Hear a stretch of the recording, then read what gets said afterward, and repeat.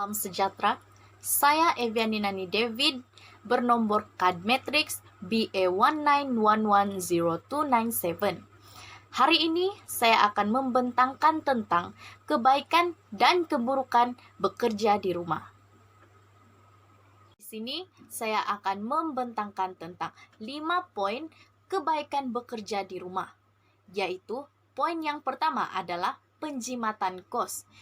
Apabila kita bekerja di rumah, kita dapat mengurangkan kos pengangkutan, di mana pembayaran tol, minyak kereta, makanan, kita mampu untuk mengurangkan kos-kos tersebut karena kita bekerja hanya di rumah. Seperti mana seterusnya, di samping kos pengangkutan dapat dikurangkan, kita dapat juga mengurangkan kos penjagaan anak, di mana di samping kita bekerja di rumah, kita dapat menjaga penjagaan anak, dan kita tidak perlu untuk membayar atau mengasuh pengasuh untuk menjaga anak kita. Yang kedua adalah gaya hidup dan kesehatan emosi. Di samping kita bekerja di rumah, kita dapat meluangkan masa lebih dengan keluarga kita. Di samping itu, kita dapat melakukan hobi-hobi lama kita seperti menanam bunga, menanam sayur, dan sebagainya.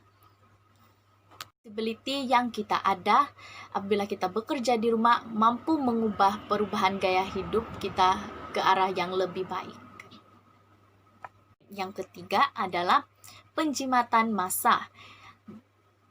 Apabila kita bekerja di rumah, kita tidak perlu lagi berhadapan dengan kesesakan lalu lintas, dan kita tidak perlu kelang kabut. Hal ini karena kita hanya bekerja di dalam rumah. Selain daripada itu, kita juga tidak perlu untuk beratur di barisan yang panjang untuk mengambil giliran. Dan poin yang keempat adalah meningkatkan kemahiran IT dalam diri.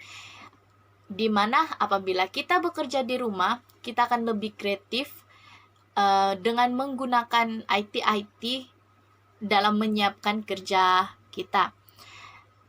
Selain daripada itu, kita juga mampu mempelajari berbagai ilmu baru, di mana kita harus membuat sesuatu yang lebih kreatif. Di samping kita mempelajari ilmu-ilmu yang baru, kita akan lebih produktif dalam pekerjaan.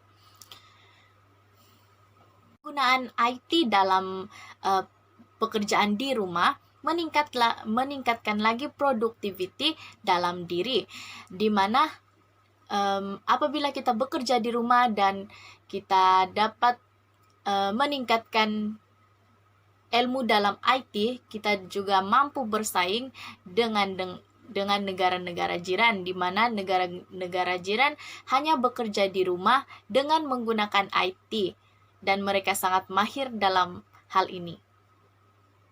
Yang kelima adalah mengawal emosi diri. Apabila kita bekerja di rumah, terdapat gangguan-gangguan daripada luar yang menyebabkan kita hilang fokus dalam pekerjaan.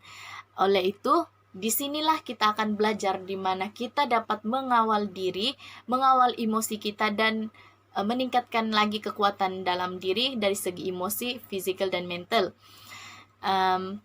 Hal ini dapat kita bendung dengan kita membuat jadwal dan mendisiplinkan diri dalam bekerja di rumah.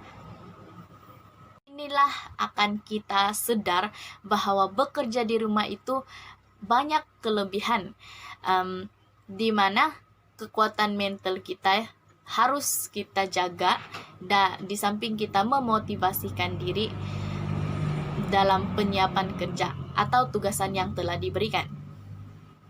Terusnya, saya akan menerangkan tentang keburukan bekerja di rumah. Di sini ada 5 poin keburukan bekerja di rumah. Poin yang pertama adalah kemudahan yang kurang dibanding di pejabat.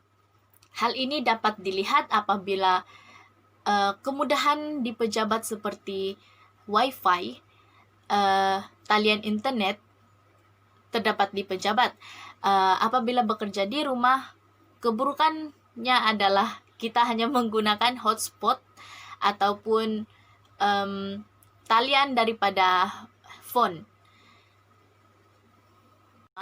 Penggunaan hotspot atau data adalah terhad dibanding di pejabat. Dia mempunyai wifi sendiri dan tidak mempunyai limit. Bukan itu sahaja, apabila bekerja di rumah, gangguan talian terkadang mengganggu dalam penyiapan kerja. Gangguan dalam talian juga menyebabkan pekerjaan kerja tidak dapat disiapkan serta tidak produktif. Adalah kos komunikasi.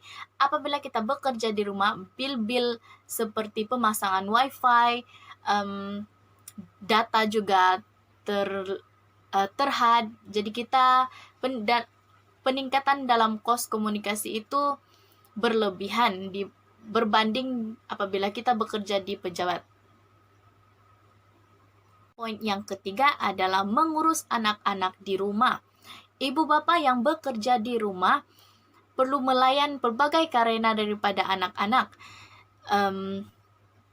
Seperti sebelum PKP, ibu bapa hanya perlu menghantar anak-anak ke taska. Tetapi apabila PKP mulai, taska juga ditutup. Jadi hal ini menyebabkan ibu bapa yang bekerja di rumah mengalami tekanan, stres. Oleh itu, ibu bapa yang bekerja di rumah perlulah menerangkan kepada anak-anak tentang bagaimana mereka bekerja di rumah, dan anak-anak perlulah faham akan kerja ibu bapa di rumah tidak sama dengan bekerja di pejabat, karena bekerja di rumah lebih banyak keburukan daripada bekerja di luar.